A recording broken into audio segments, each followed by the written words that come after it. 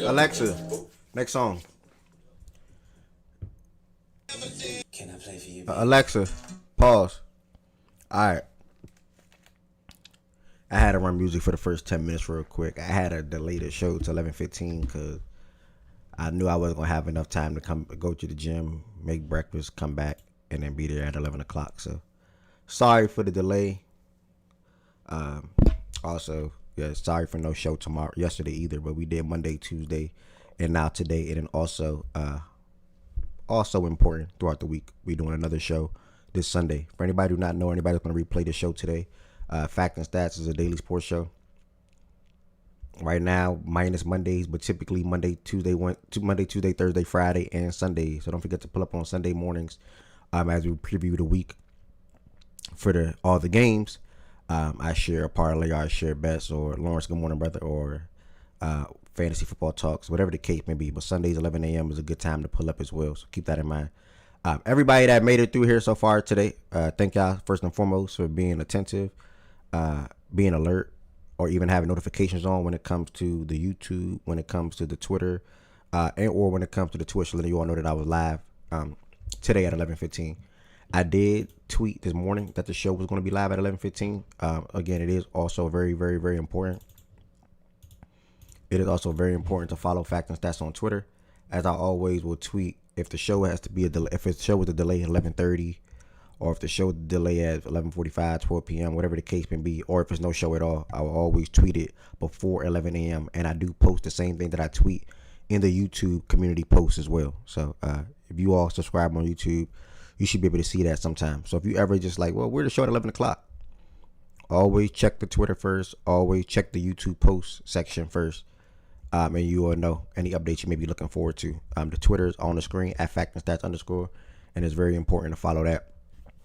Before we get into the show today, though, like Patrick just said, if you're on the YouTube side of things, do not forget to hit that subscribe button. Also, do not forget to hit the thumbs up button on this video. That helps the algorithm out for anybody that's surfing on YouTube to come across Facts and Stats and be willing to chime in, be willing to join the stage and talk sports with me, be willing to type in the chat, be willing to come back on a day-to-day basis. I think that's what it's all about, trying to continue to grow a platform that's going to allow different people to come up and speak their mind in regards to whatever the topic is, whatever it's MLB, whether it's hockey, whether it's college football, college basketball, whether it's NBA, WNBA, and or NFL. So whatever the topic is, anybody has the ability to come up on the stage and speak their mind. Also on the YouTube side of things, outside of subscribing, if you want to extend your support even more for the platform, I would love for you all to become a member. There's 3 different levels you can join at. The link to become a member is in the description on this video. And or you can send super chats and or super stickers at any time. The amount does not matter to me. I'll be grateful regardless. Outside of the YouTube, I'm live on Twitch. I am also live on Twitch, where I am growing as well there. If you're not following me on Twitch, make sure you all hit that follow button as well. And the pinned message on Twitch is the Fact and Stats Discord. You join the Fact and Stats Discord for the show. That's if you want to come on the stage and talk sports with me.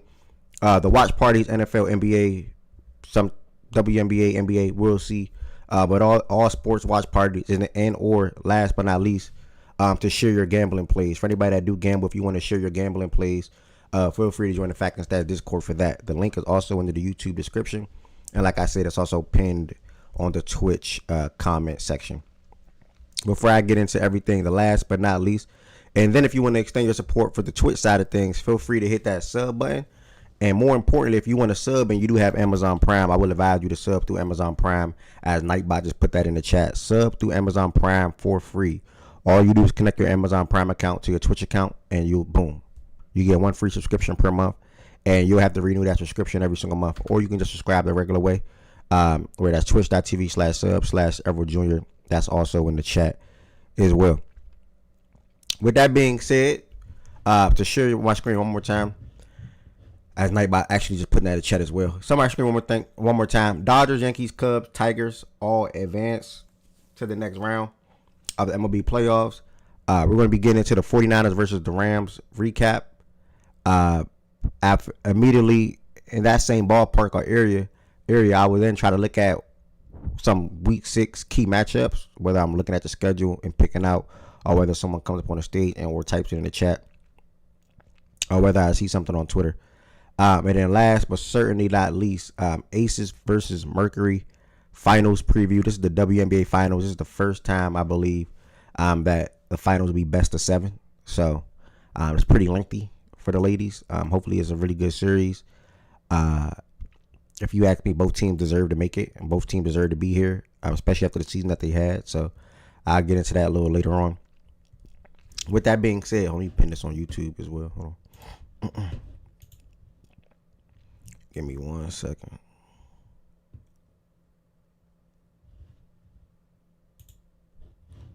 Give me 1 second. I'm about to head into the Discord now, by the way. So if anybody want to join the stage, I'm drained. Feel free to join the stage. Give me 1 second while I'm heading into this Discord. And Louis Bags, I'm feeling good, bro. It's a Friday. Everybody, I'm glad we made it through another week. First and foremost, I'm glad we made it through another week. There's nothing better than that. And we get another weekend to come up and watch some football, whether that's college football on Saturday or tomorrow or even tonight. And then most importantly, to me at least, whether that's NFL on Sunday. So I'm excited. I can't wait. I look forward to weekends for sure all the time.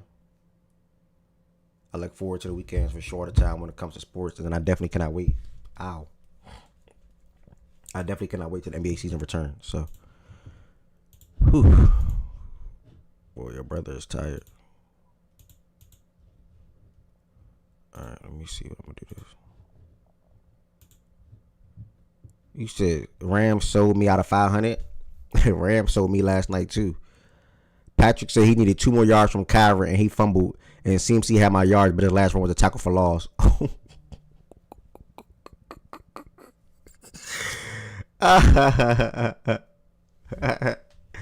Yeah, man.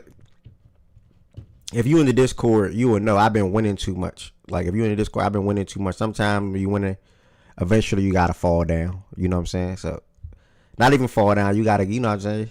You gotta get a quick little check. So I've been winning too much. Kyron.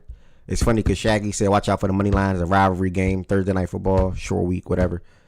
But if Kyron don't fumble, they win the game, bro. Like, I'm not, like, it is what it is. I should have put something else, but that's what's on my parlay yesterday. Aaron, yeah, Ram sold me too. And sorry about that, Patrick, for Kyron and CMC. And then Louis back, all is well for me, bro. I hope all is well with you. I want to add that in there as well real quick. And let me put this last thing. Joe, welcome to the stage, my brother. How you feeling? It's Friday. Been off the whole week. Been chilling, bro. Nah, buenos dias. Friday, off the whole week, chilling. Now, I wish I can say the same. I wish I need a week. I need a week where I'm just chilling. I need a week where I can just chill and just relax and be and get everything together. Yeah, you need to, bro. I took the week to reset, go back to work Tuesday. So I've been off since Saturday morning. Okay, yeah, that's solid. I ain't mad at that. Appreciate you coming up here. We're going to go ahead and immediately dive into this last night's game that we had with your 49ers going into LA and playing the Rams. Actually, we got pulled out the win 26-23. First and foremost, before we get into the game, I do want to know, what was your thought process heading into the game, knowing that Brock Purdy, Ricky, George, Juan, and Moore was all going to be out for this game? And then how did you feel like your team played and throughout the game, and what's your thoughts on the whole entire game? Coming into a short week, I'll call me delusional, but I still had us winning last night. And my thought of logic was just coming into, if the defense could just limit the big game positions like Puka going off and holding Stafford from limiting him to have X amount of throws, I thought we would have had a chance to win the game. But obviously we started at a different pace than what I thought. We controlled the the time of the clock, which was huge, keeping them off the field and limiting the possessions on them, and just scoring the first 14, which was also huge. I didn't think we were gonna get blown out as many people thought. Like I had a bunch of my friends saying like, yeah, you guys are gonna lose by like 2 3 touchdowns today, 200 yards, Puka, and that just wasn't my mindset coming into the game. I'm like, I'm looking at what the defense has been able to do the first 4 weeks, limiting opponents to 17 points a game prior to Sunday's game, which was, well, we get when we gave up 24-26 that we lost to Jacksonville. And losing to Jacksonville, to me, that was a horrible loss because we just didn't show up and play. Like everybody didn't show up to play, from the quarterback to the receivers that we had, to the defense, to the special teams, missing tackles, giving up a big kick touchdown return. So to me, I had a bad taste in my mouth on Sunday on so many little things coming into a short week, that I'm thinking like, if we clean these things up against a team that, has been a good team so far to start off the year, started off 4-0, went and lost by basically a blocked field goal attempt due to the Philadelphia, who are this season themselves a formidable team. I'm like, we clean those things up, we have a chance. But we definitely had more than a chance with. Honestly, I feel like we left points on the board. There were, in the second quarter with like six something to go. It was like a 3-5. Kendrick Bourne drops a pass. He catches that. We're looking at a 21-0 game, and now we're looking at, okay, how many more times can we limit them from even having the ball on the field? So me personally, I felt like in the first half, left points in the board, especially also when Mac got hurt and it was like the third and goal. And I feel like if he hadn't gotten down, Kyle was gonna like call a play and us score at the goal line. But he wanted to obviously get him off the field, give him some time to rest and kick the three. I thought we were gonna go for it overall. I love the game plan. For some reason, like outside that 2022 playoff loss that we have had against the Rams, Kyle has done a tremendous job against the Rams, against McVay. They go back from their Washington days, the scheme, familiarity, going and knowing their tendencies, their game planning. So to me, I know for a fact my coach has that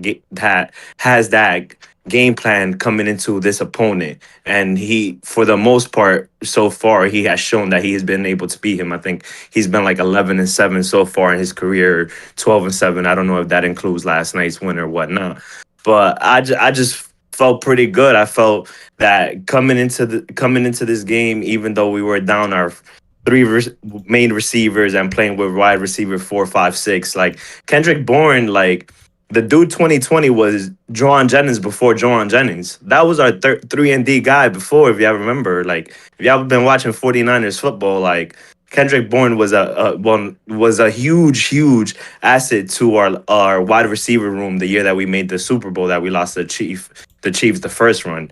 And him and Mac Jones just have that connection going into the year that they had together in the Patriots with McDonald's system and stuff. But a great W. Everybody came to play. The wins that we're getting now were the losses that we were receiving last year. Those 1-2 possession games where it just seems that injury or some bullshit would happen. And I literally said this in a couple games ago. Like, somebody was questioning me on some, do you think you guys have a deep shot run because Bosa's out or whatnot? Yes, I do feel like even with the personnel that we have now, adding a DC that has been in the building before, is a defensive minded coach. Forget about his resume as a head coach. Just think about him as a defensive coach. I know what he brings to the table. I know what type of guys he likes to draft in his scheme, to fit his scheme, to get the most usage out of them. And you're clearly seeing this with rookie/2 year players that are on the defensive side of the ball for us and are continuously making stop by stop by stop by stop play. It's not how many times they gonna come and get yards down the field, whatever. It's those time possessions where can the defense force a fumble? Can we get an interception? And we haven't even gotten an interception either. We got to start hitting the machines and catching balls because everybody has dropped the interception that's supposed to be an interception these past 5 games. We haven't even gotten an interception, and we recovered fumbles, and that's the way that the defense has been able to dominate, or just getting stops on the fourth and one, 4th and 2, whatever fourth and whatever it is. So I'm pretty proud of the team so far. We're getting healthy as the season progresses, which is something that not a lot of teams, have that favor into. And yeah, I'm just rolling, bro. 10 days rest. Let's rest up. Purdy, if you need to take 3 more weeks, don't worry. Mac 10 got me, bro. We could finish off 7, 8, and 2, and then start worrying about how we seed up in the seedings and stuff like that. But very, very, very proud of the game plan from the coaches, because the coaches came to play on Sunday. The players didn't. Today, everybody came to play. Well, last night, everybody came to play. And that's what I really, really loved about the team yesterday. Well said, brother. I appreciate that. For getting all that, I'm laughing at double back for getting all that off. And ultimately, great win for the 49ers, man. I'm not going to lie. I BS'd around this game in the first half because I was getting home from work, or I was driving home and then I was getting home. And I'm like, I had a cook. I'm like, I think the 49ers, I think the Rams going to get it done, right? You guys are obviously depleted. But I said about a week ago, or prior to that Jags game at the 3-0 start, that I was impressed. Like, when I think of the 3-0 team that's surprising me, I said you and the Colts. You guys and the Colts. So, especially with the injury that you guys been performing with and playing with, or guys you guys been playing without, I would say. Good news for you all. You guys may be able to get Kittle, Ricky, and Juan back for week 6. That'll obviously be a big boost for your offense, which has been relatively really damn good. Well, not really damn good, but decent enough, led by CMC. CMC is a man. CMC is a monster. That man is carrying the team on the ground and carrying the team through the air. I think right now through a 17-game season, he's on pace for 950 or 60 rushing yards and like 1,300 receiving yards. It's insane what the tweet said this morning. So that just goes to show you the level of that CMC is performing at. He can have an 1,000-yard rushing and 1,000-yard season this year. And he still hadn't even popped off for a big run yet, like we previously seen in previous seasons or previous years for CMC while being in San Fran. Mac Jones ought to be impressed. I think Good said like last week or 2 weeks ago, he's the best backup quarterback in the league, and I cannot disagree. Mac Jones is able to step in there, start, look comfortable in that offensive system. Really made any throw that he wanted to make. Did not get rattled not one time. Had his way in the whole entire first half. Like, literally had his way majority of the game. Like Joe said, they controlled the time of possession. At one point, it was like 24-14. So you keeping that Rams team / offense on the sideline, you doing the right thing. Kyron Williams, terrible fumbles, bro. I mean, it's just that simple. I mean, if he doesn't fumble, like I said, I think they win the game. The 49ers would have had the ball back, but they would have had to get a touchdown. And ultimately, they're having a special teams problem. Like, they allow if the 49ers don't block the extra point, they're up 21-20. That's another thing that messed up this game. That blocked extra point. So, they're obviously having a special teams problem. They're gonna look back on the schedule of this game like, damn, we let one slip. I like that Sean McVay took ownership to that last play call on that 4th and 1. That was terrible. I don't know why you chose to run that. After coming, and you came out in the same formation prior to you calling the timeout. They looked at the defense. They called the timeout. Came right back in the same formation. Chose to block with two wide receivers. Chose to block with two wide receivers with Puka and whoever else it was on the outside. And they got stuffed. Kyron got stuffed. T, I heard you saying that's not how it was. I'll let you chime in a second. Kyron got stuffed. Ended up losing the game. I would have dropped back and let Matt put the ball in Matthew Stafford's hand and let him find Devontae Adams and or Puka. Because Puka was pretty good in the second half as well. I think he had 24 at halftime and finished with 85 yards. Got to his usual 10 receptions. Him and Devontae Adams was good in the second half, actually. I don't want to just put it to Puka. Both of those guys were good in the second half. And Matthew Stafford in general as well. So, tough game to lose. I think Kendrick Bourne looked like a freaking star wide receiver. That's unacceptable. Should look at all them corners on that team and be damn near pissed off. And ultimately, the 49ers continue to find a way, bro. They moved to 4-1. Big win on the road, 3-0 on the road. I think they're 3-0 in the division. So, hats off to the 49ers. And then T, who is a Rams fan, is I think about to chime in now on whatever I was saying and what he wants to say about the game as well. So I wasn't my fault because I did kind of like cut you off, Miss. I was just trying to give you like the proper context. We didn't call the timeout there. The Niners did. It was on Shanahan. He did not like. And if you rewatch the broadcast, I'm pretty sure the play call was a toss to the left side. Shanahan calls that timeout because he does not like the alignment of his D lineman. Where the toss would have been actually like probably a first. I'm not just going to guarantee the first, but it more than likely would have been a first because they were crashing hard towards the middle. I also agree that that play call is ass. I'm glad he took accountability, but I'm not going to lie, Ev. Through two losses, like one, I'll start off here. I think my team overlooked the Niners, and that's people could disagree, agree to disagree. I'm not really going to argue it with people, but all respect to that first quarter, that's not how I've ever seen my team come out. And that's some genuine stuff. Even years we've dealt with injuries, even years we've been down in games, I've never had it look like that where everybody looks flat. It took a 3rd and 5 from a rookie tight end out of Oregon, Terrence Ferguson, to get a spark for the team. And then that's when we get that drive with Jordan Whittington and get 7 before the half. But it shouldn't take an entire quarter of football, or really like almost a quarter and a half of football, for you guys to actually get locked in. Um, that's number one. Number two, I don't know what we're teaching on the special teams in terms of blocking in the field goal department, because that's 4 block kicks in 4 weeks, dude, or 5 weeks. That's like legit unacceptable. Like I can't even blame Cardi. I have my own gripes with Cardi as a young kicker because he's a year 2 kicker, but I can't blame him if it's getting blocked at the line of scrimmage. That's 4 kicks in 5 weeks of football.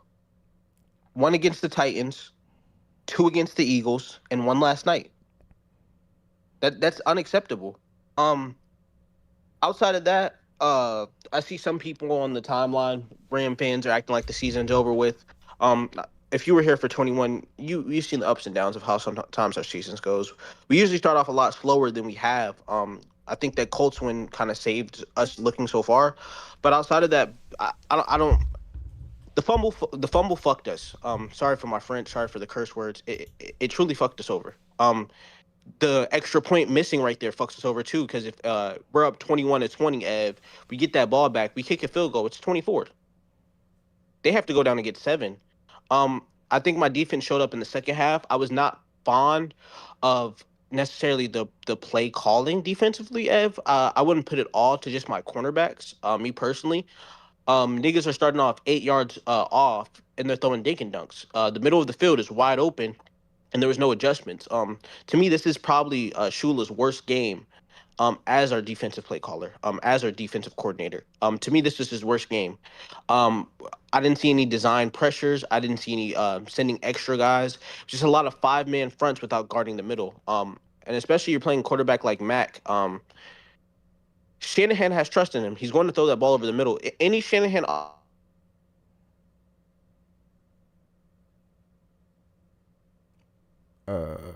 think he went out. Okay. If you're on the stage, can y'all hear me? Yeah, if you're on the stage, can y'all? Yeah, we can hear you, Yeah, bro. you good. All right. So Yeah, I it's, can hear you. all right. So it's T. Any Shanahan offense, he's going to trust the quarterback to throw over the field, the middle of the field. All right, we'll circle back to T when he get back in here. We got goods up here now. T was actually spitting saying some good things about that game too, as far as the defensive coordinator and how they All right, Can T, I you hear think me yeah. What's up? now? Yeah, it was my Wi-Fi acting up. But I was saying any Shanahan offense, I've seen it for every time we play them. Eventually, we've taken away the middle of the field. So outside of that though, like outside of that game, I'm still very confident in my team. I do think we are a DB away. I think losing a kilo was big. It slots guys up another rot, from DB2 to a slot DB. It just kind of changes where everybody's lined up. And I wish we would start a little bit closer to a receiver, especially with the receivers we're out there tonight. But outside of that, I got to give all credit to the Niners and all credit to Kyle. 11 guys down, 12 guys down, next man up situation. Kendrick Bourne 130. I remember I was a part of the Jawan Jennings games where he's 2 touchdowns, 150 and a half. So he continues to find ways of success. He's one of the premier play callers, and I'm very disappointed in McVay with that 4th and down call. Not even the fact that it's a run. I'm more disappointed you go towards the strength, the not even the weakness with a backup right tackle in there. You go towards the weakness of our offensive line. Um, Outside of that play, I thought we played a good game in the second half. First half, we left a lot to be desired. You can't go down 17-7 in the first half against the 49ers or 17-0 or whatever. That's just unacceptable. And that's honestly how I feel about it. Also, the mixed field goal as well also screws us in the end as well, which was not on the block. It was just on the missed field goal, the 53-yarder.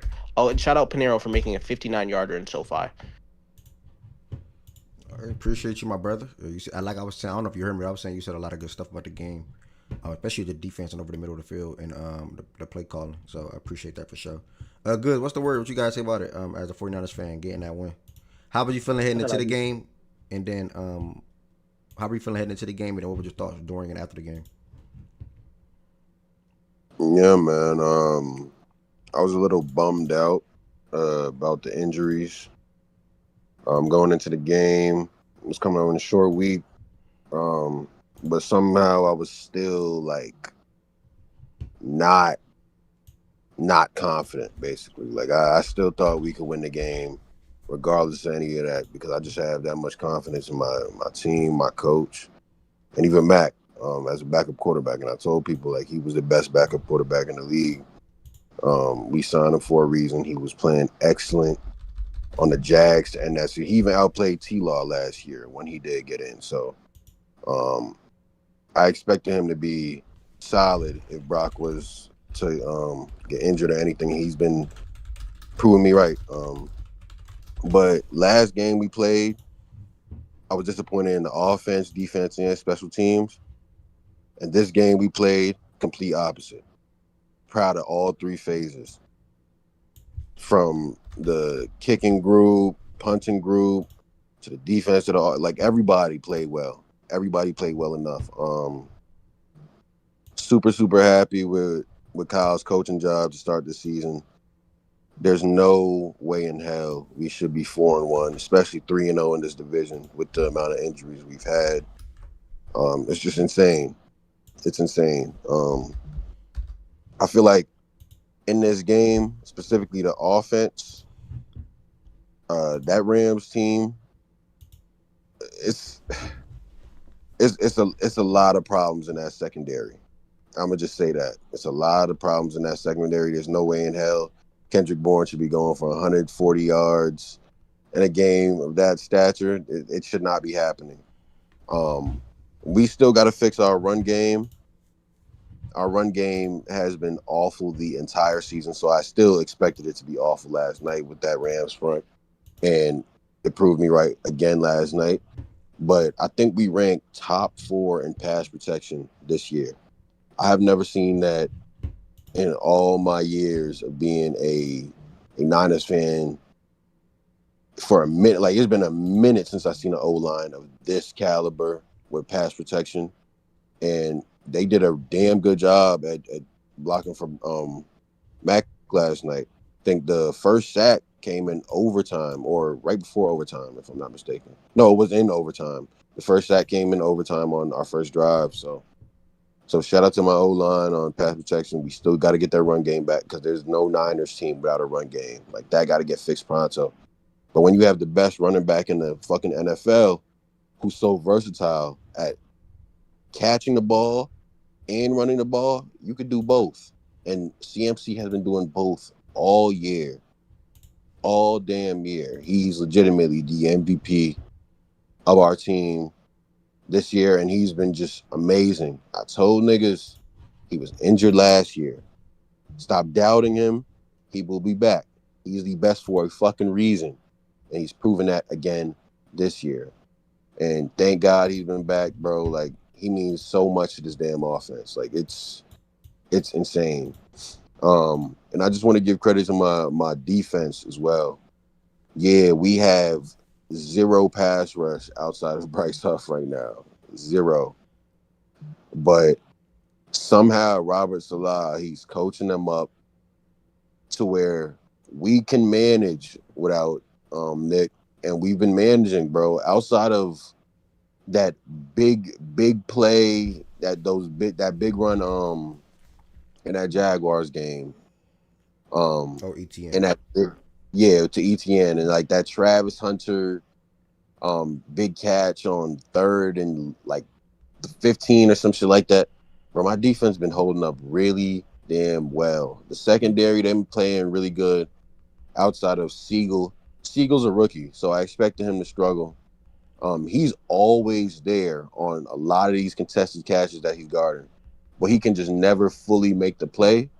And Sound like Emmanuel I Forbes. feel like teams are starting to target him. So I feel like teams are starting to target this nigga right now. And the Rams, they definitely targeted him all last night. But hey, when we needed it, he made a big ass play on fourth down to win us that game. So I'm gonna shout him out. I'm gonna give him his credit for that. Mustafa's coming back, I think, next game. So our starting safety is finally gonna be back.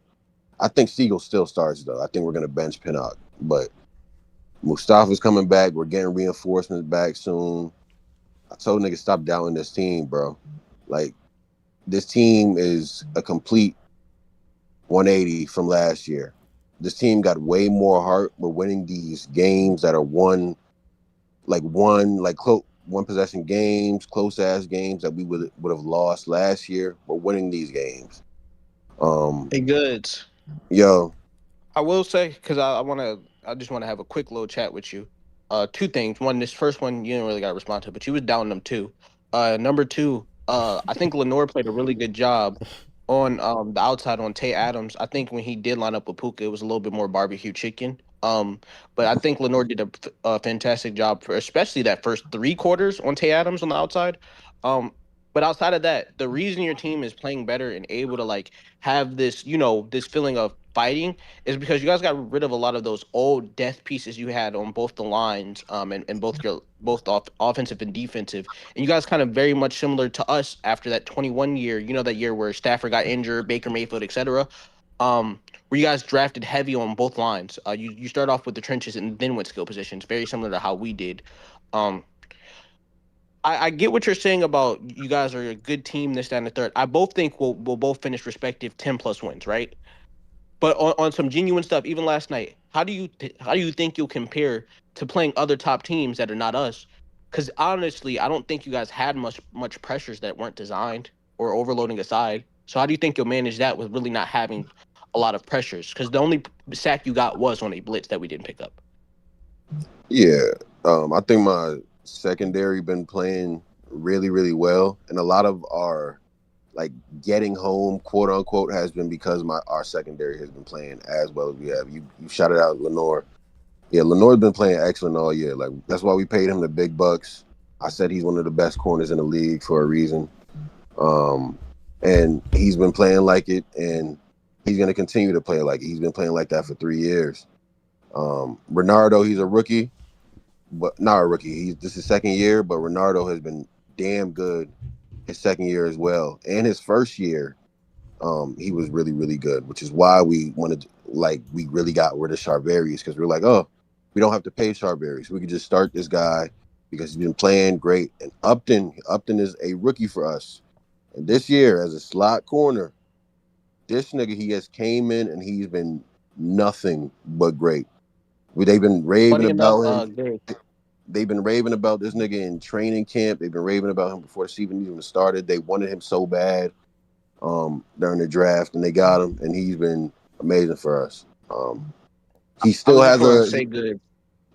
What'd you say? Your boy Lenore, you know that back of the end zone where Tay Adams and Tutu kind of were in the same area, but Tutu was a little Yeah, bit further back. he tipped the He ball. made he made a play on that ball, and that's why that wasn't a touchdown. That So would he have been a legit saved the touchdown. game.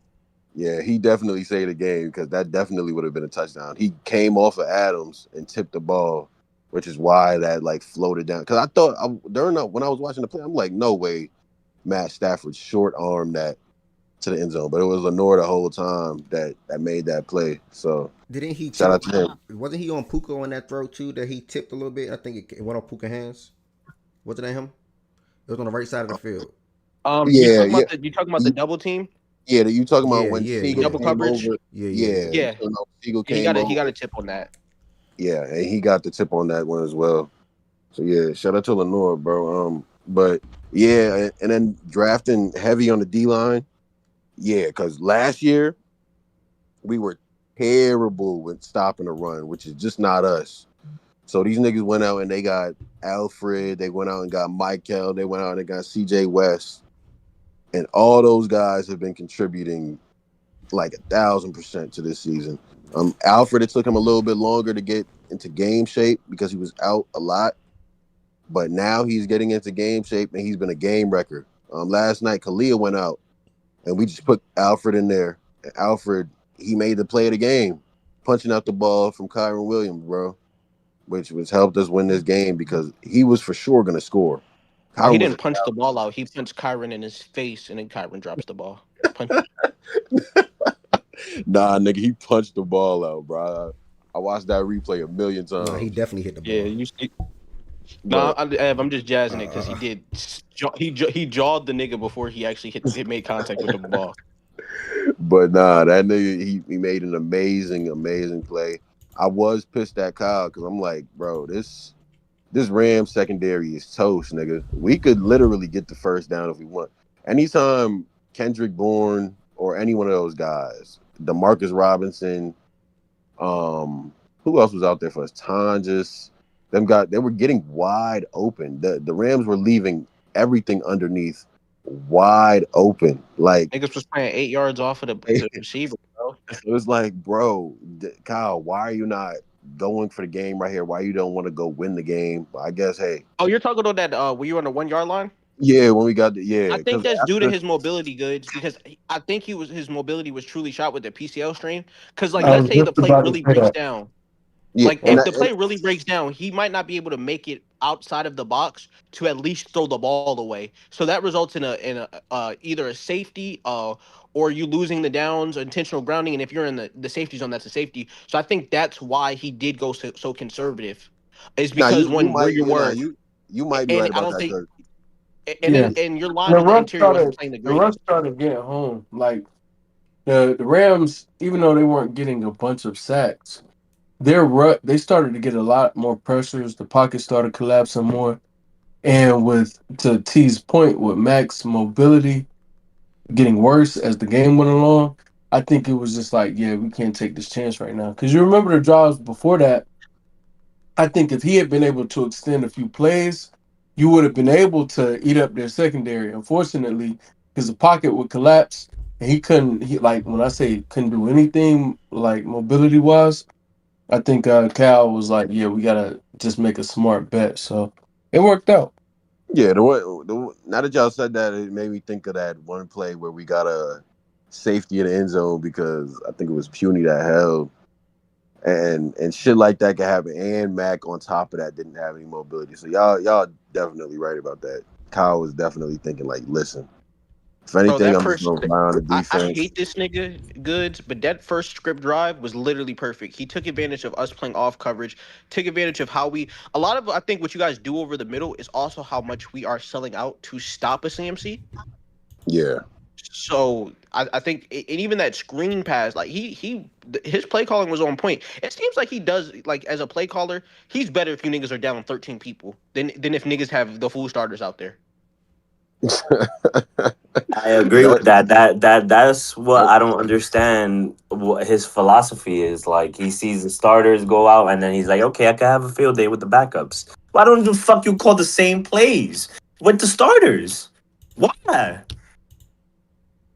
no, he does call the same plays I with the mean, a start. lot of last No, night he was does not, bro. He be Yeah, a switching lot yeah, of up, last night bro. was bro. dinking Yeah, and yes, dunking. he does, dude. When Yes, you he does. have stars, you want to push the ball down the field. You want to give them an opportunity to let things develop down the field. When you have your B grade players and your secondary guys, you just want to scheme quick open routes, like quick concepts, things that are easy and that's what they did. I think when you have an Ayuk, when you have a Ricky, when you have a Jawan, for that matter, you want to get things moving down the field. Kittle as well. Like you want long developing plays because you know the big players are there. You know you can have a splash. With your backups, it's you got to be safer. So I don't think anybody with the talent that I just named should call conservative, like should call a game conservatively or call it where, hey, we're just trying to, you know, hit him for 6 yards here, 6 yards there. You don't want to do that when you have the talent to go get a 30-yard play, to go get a 20-yard play. And Brock has shown the ability to push the ball down the field as well. So I think it's just, when you have more talent, you can do more. When you don't, you have to do less. But when you have more talent and you do less, you could gain more because given you set those easy play calls for those guys, you're supposed to be a yak guy. So then afterwards, you're supposed to go down the hill using your speed, using those quick angles in order to create blocks and stuff like that. So to me, it's like either way, something gotta give. You can't all the time look this good when the starters are not there, and then look scared when the starters are there. That has been my concern for him as a coach the past 4 years, where I have consistently seen him in big games go conservative for no reason, when or change up or try to go one half, call the game, and then second half preserve the game, and we end up losing the ball game. You're just really talking about the Super Bowl. I've seen this team be number one offense year after year after year, brother. Like we're not even the number one offense right now. I think we're close to like top 7 or top 10. We're like at the bottom of that top 10, I think, around there. We're not, and there's a reason why we're not number 1 to five in that area because we're missing guys, bro. Like It does not matter he's about how many still gonna points we're call. putting up. I'm talking about the play calling, bro. The I play don't care how calling is much literally I, he I still don't care calls how it the many same way, points we're man. putting up though. If the play calling is not consistent and in a whole game, that's inconsistency to me, bro. Bro, the play calling is literally the same. It's just more talented guys will be coming back. It's the same play calling. I promise you, it's the same play calling. He didn't do anything extremely different yesterday, except for listen. The Rams, they're not guarding anything underneath. Let's attack that over and over and over. And when they stop doing that, maybe hit him over the top. That's exactly what he was doing, bro. Like it would be the same exact game plan if those other guys were out there, except for maybe we will have a few more outside zone runs because Kittle will be out there because Kittle is the best blocking tight end in the league. We've been missing him mightily. That's probably it. Like everything you saw last night is what he would do if all the starters were back, brother. Same exact Hey, shit. hey, hey, goods. I've never seen a time where Trent really a hoe and the right side of the line look better than the left. But this shit is confusing me, bro. Yeah, there's no like Trent been good this year, but he hasn't been what he was. But McKivitz on the right side. McKivitz this year has been damn good, bro. And my fan base, they gave him a lot of shit last year. Like a lot of shit last year. This nigga he just came, we paid him. He's came this year and he's been probably our best O lineman all year. All damn year, bro. And it's surprising me, for sure. But it's like good though, because it's like we don't have no real weak link on the O line except for like Brendel. Brendel has been awful this year, and he's our center. He gotta be better.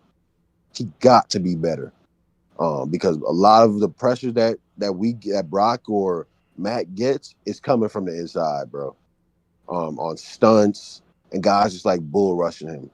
So that shit got to get fixed. But our left guard, the rookie, been really damn good, bro. He was really damn good yesterday. Um, Hopefully that continues. And yeah, and Puny been really good too, still. So, but yeah, it's really just Brendel. Brendel's been awful, but this was a gutsy ass win on the road. We're 3-0 now in the division, 4-1 overall, and it's like, damn, I can't help but to think like if we didn't have fucking 4 turnovers in a game last game, we could have Should have been started 5 Mac. right now, bro. Like, and it's crazy because now Brock, he might be out for way more weeks. They saying he might be out for like 2 to 3 more weeks because he got a setback after that game because he was not supposed to play, which I really thought was like, damn, it looked obvious. Nigga couldn't move last game, but yeah, bro, just got to keep pushing. Kittle's supposed to be back against the Buccaneers. Mustafa comes back against the Buccaneers. Jawan's supposed to be back against the Buccaneers. And Ricky's supposed to be back against the Buccaneers. So we're getting reinforcements back.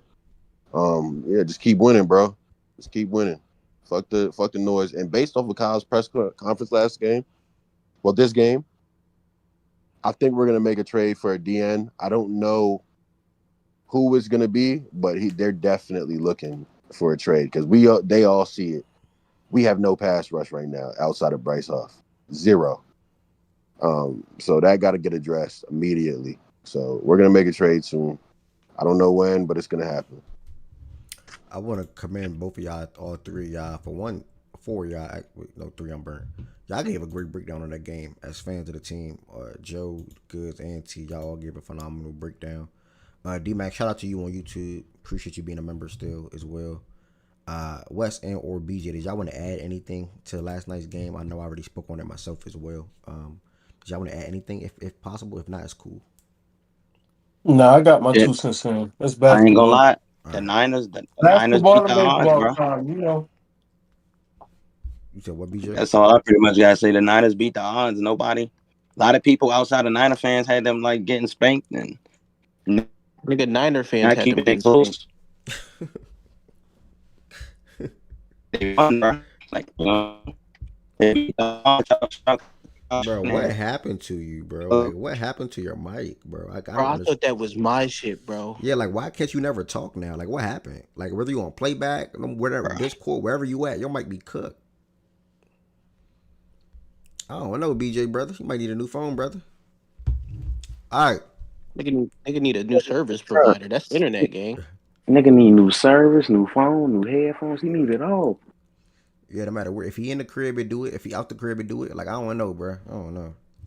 Hey, Ev, if I would have told you that I seen Jawan Jennings look like Randy Moss against my team and Kendrick Bourne look like JSN, would you have believed me? Yeah, because your team not that good. Pussy, we see you next week. You can't brag about that. What you mean? What you talking about? You can't speak on seeing us next week, nigga. That game don't matter, dog. Kyle Hamilton not playing this week, man. We banged up, dog. This is crazy. Shit, apparently that don't matter. You see my secondary? We both ass. Yeah, man. Oh wait, Nate Wiggins was able to practice today. That's impressive. Is Lamar? Wait, hold on. Wait, how long is Lamar out for? Up until the bye, after the bye week. Damn. Wait, who's y'all backup QB? Cooper Rush. Cooper Rush. Damn. Yeah, so it is what it is. Let's see heal fast. Behind that O line.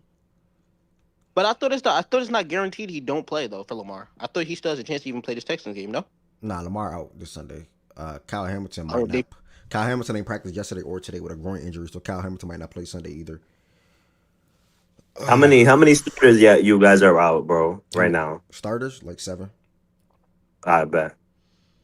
Petrol. Hey, good. Yo. Now I have to pray them other bum ass teams in our conference beat y'all because neither one of them niggas won. I feel like we gonna tie anyway. Like we not getting swept. But that shit is annoying because them other niggas is trash too. And I have to play for them to beat y'all now. Niggas Nah, made sorry, us go appreciate the 3-0 resub, in this bro. Appreciate the division, resub, man. bro. We really up 3-0 in this division, bro. That's crazy, man. I don't even know. That's wild, bro. I would never have expected that to start off. Hey man, shout out to my guys, bro. They just keep fighting. Appreciate No that matter what. brother. Yeah, right. Kyle Hamilton groin, and then a lot of people keep saying Ravens fine. They literally got a kick and walk after the bye. Okay, so what? And our defense is still cake as well to opposing teams. We can still lose. I will make that very Can I clear. see y'all schedule real quick? The Ravens can still lose games, bro. Just because we have a good offense or Lamar Jackson, that means we still can't lose games to teams that can be able to drive down the field on against us. And with that being said, probably anybody will be able to drive down the field against us. The Bears can have success against us. Okay, damn. Houston as what's that Damn. nigga name? Cooper Rush first game is kind of crazy, bro. Especially with Damn. that So you O-line. saying December 21st? I'm looking good then. Nah, we'll be healthy. We should be healthy on defense by that time. We should be healthy by Y'all then. defense still been ass though, brother. What you saying? It can turn around. Shit, Cleveland might be coming with revenge too. I ain't gonna lie. Bro, I'm not gonna Damn, lie. y'all really don't play any of your divisional games till really late in the year though. That Yeah, that's sucks. good for y'all. That's good for y'all right there. But bro, 2 straight good pass rushes in Houston and the Rams gang. I don't know, brother. Oh no, yeah, I already know that's gonna be tough. Yeah, I already said that. Yeah, Yeah, these next 2 weeks with that defense that Houston got and the pass rush that LA got. Yeah, Jared and Byron should have some good success against our offensive line. And they're going to force Cooper Rush. So Understood. Lamar's projected to come back when y'all play Chicago or Miami. Chicago. Yeah, Chicago should be the game they should be looking at. Because I don't know if y'all even win one of those 2 games.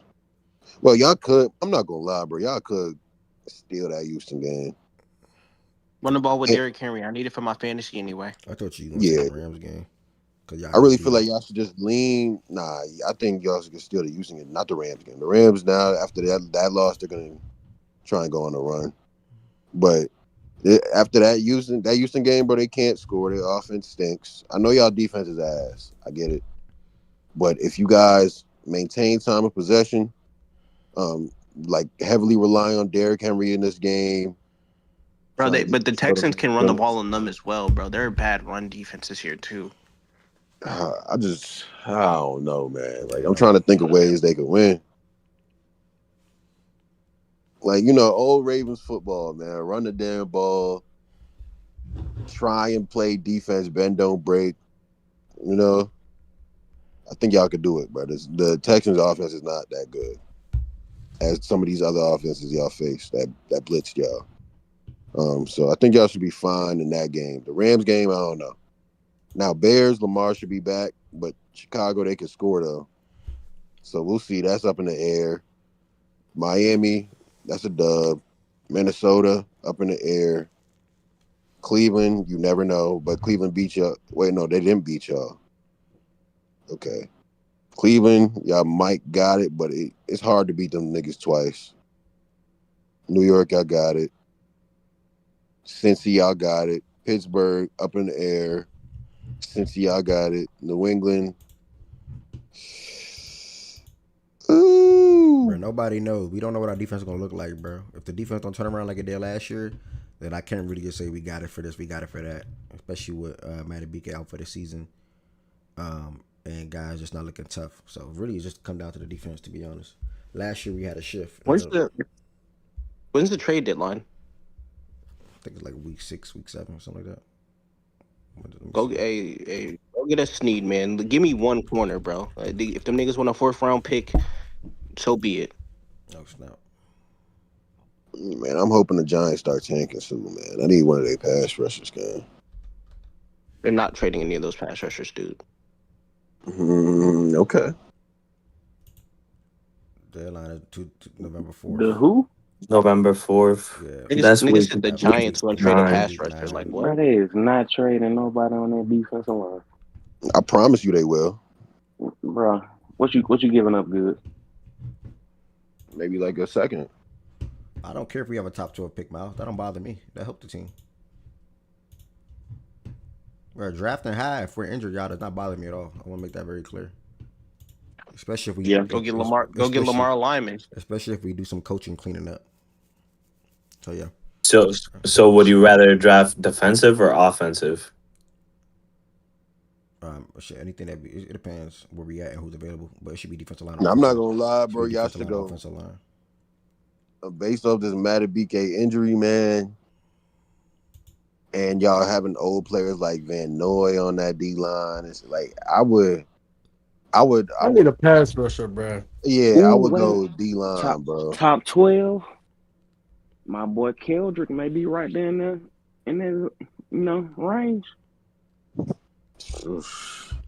But yeah, O-line or D-line. You can't get a pass rusher, I would go O-line.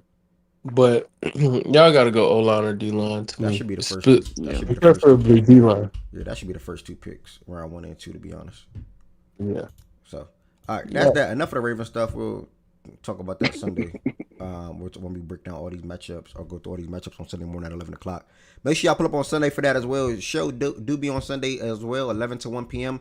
And then immediately following 1 p.m., we watch 4 games at a time at the 1 o'clock hour, 3 to 4 games at a time at the 4 o'clock hour, and then we watch the Sunday night football game as one right here in the Fact and Stats Discord. Make sure you all join the Fact and Stats Discord. It is very important for that. If you're on YouTube, hit the thumbs up button for me. We have 7 thumbs up. I appreciate y'all for watching on YouTube. That helps the algorithm out for anybody that's surfing on YouTube to come across Fact and Stats. Be willing to become a member if you want to, and also feel free to send super chats and or super stickers. If you're on Twitch, Josh, appreciate the resub. If you have Amazon Prime, I will advise you to sub through Amazon Prime as you get 1 free subscription per month. and you have to renew that subscription every month though. So keep that in mind as well. We're gonna go ahead and jump into some MLB playoff action, where we had 4 teams advance: the Yankees, the Dodgers, the Cubs, and the Tigers. And with more matchups starting, I think tomorrow. So we're gonna go ahead and jump to this playoff bracket real quick. And the baseball folks can feel free to break down that wild card round where the Dodgers won. I think this was a 2-0. Yeah, the Dodgers won 2-0. Cubs won 2-1. I think it was a surprise to some. The Yankees won 2-1 as well, winning back-to-back games. I think they won back-to-back games 2 and 3. And then Detroit Tigers winning 2-1 over the Guardians as well. So Beard, West, we lost Josiah.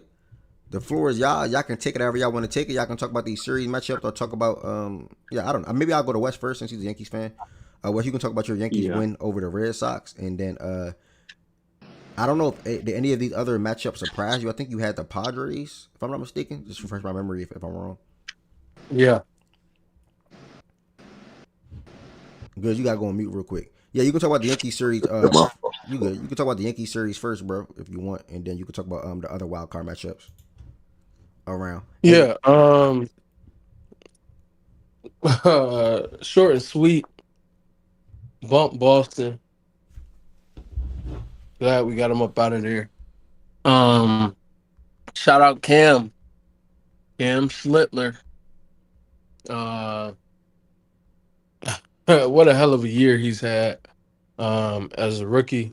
And I think that this bodes well for us to find an arm like that when Cole was out the whole year dealing with Tommy John, and really solidifies the pitching staff. Something I've been saying for years is like, we got to bolster our pitching staff. We got to bolster our pitching staff. And got to get some guys who can really, really help Cole. And I said it for years, and it's crazy the year he gets hurt, we kind of stumble upon it. Because Cam, he started the year off in Double-A. Don't really think we expected him to make it to the roster this year. But he was excellent. And then he got to the bigs, and he was excellent still. And yesterday is a masterclass. Like, getting a gem like that in a must-win game, your first start in the playoffs, that's legendary stuff right there. So shout out Cam again. And I feel really confident moving forward, knowing that we have Cam and Max. Rodon is good, and I think he will be good, but Rodon, I don't expect him to shut a lot of clubs down. I expect those games when he takes the bump to be, okay, competitive games. We got to make sure our bats are with us. The great thing about a Cam and a Max Fried, you can rely on your pitcher, even if your offense is, slowly coming along in the game, and it takes them 5-6 innings to get it going. You can rely on your pitchers to, hey, even if they give up a run, they don't let it snowball. So I'm pleased with that. And, shout out to those guys from Massachusetts for sucking and stinking like they always have, they always will, they always do, For the rest of the playoffs, tantalizing series, man. Cubs, Padres, a bit of a letdown yesterday. Padres just didn't have anything offensively. A lot was made of Yu Darvish being pulled early. And while, it's unfortunate that your starter was only able to throw 21 pitches yesterday before he got yanked. But their bullpen did a good job, a really good job, in my opinion. Offense just didn't do anything.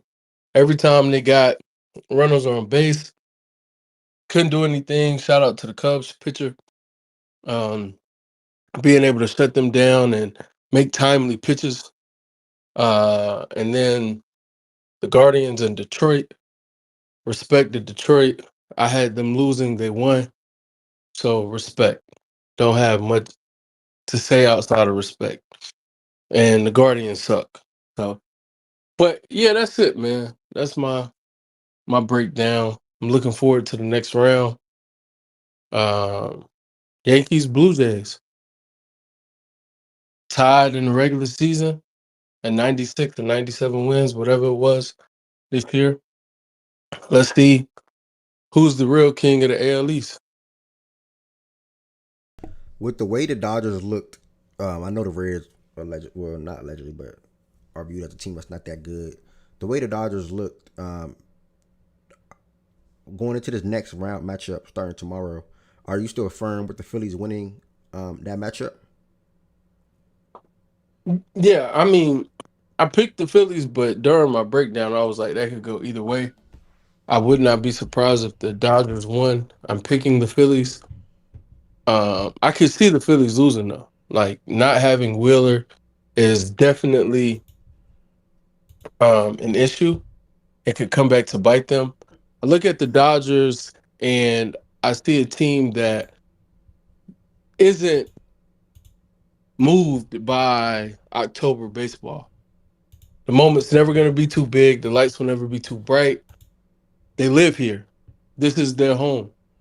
So, and the Phillies, they're here frequently, but they tend to fail, for a multitude of different reasons, but they often come up short. So it'll be interesting to see this matchup and the test match that ensues and see, which ball club really has it in them to come through in the biggest moments. And understanding this is a 5-game series. This isn't 7. So you don't get the 7-game series until the next 2 rounds. So it'll be interesting because you got to get out early. And you got to find whatever type of synergy and chemistry you need amongst the team quick. You can't lollygag into the series. So I mean, maybe the Dodgers have the upper hand right now because they're coming off of a series. They have a good lather, and they've already, gotten their feet wet for the postseason this year. But I think the Phillies still win. I think that lineup that they'll face for Philadelphia, they being the Dodgers, is way scarier than the Reds lineup. And the way people look at the Dodgers and like, oh, from 1 through 9, you feel like you have formidable foes. I think it's the same way with the Phillies. And they have the best postseason player, I think, left in the postseason in Bryce Harper. At least hitter rather. I won't say player as a whole, but he's the best postseason hitter left right now to me. And he does it every year. And So I'm excited for that matchup. in the division round, y'all said this is best of 5. Yeah. The World Yeah, Series this best. best Is of the World five. Series best of 7 or is that 5 too? No, Best of 7 Yeah, seven. I said games. 7. I said the Okay. next 2 rounds are 7. Oh, okay. So yeah, championship for the AL and NL is 7, and then the World Series is 7. Okay. All right. Hey, real quick, I just want to say, well, I'm not even gonna say congratulations because I wish you niggas would have lost. I ain't. It was. You know how I Yeah, felt enjoy the about that. couch, nigga. Yeah, Enjoy the I couch. wish you niggas would have lost. It won't be long now, though, so I ain't gonna worry about it too much. The But I hate will watch say this. only successful for the people who hate watching Houston. I'll say You've been this. hating me for a minute. What we do last year? Broncos made the playoffs. OKC won the chip. Man, I mean, Yankees in the dance. You niggas not. Keep it coming. I will say this. You spot on. You took the words. You stole my thunder. Baseball ain't like basketball. It ain't like football where well, we play harder and then we'll win. I'm a firm believer in teams that, and I don't think the Phillies are built in a way like they just now. If they were the Dodgers, like the Dodgers won last year, they kind of understand they want it. Phillies ain't like that. I don't remember last time Phillies won shit. And so for me, I think the team coming in that's been fighting to get to where they are right now, coming off a series.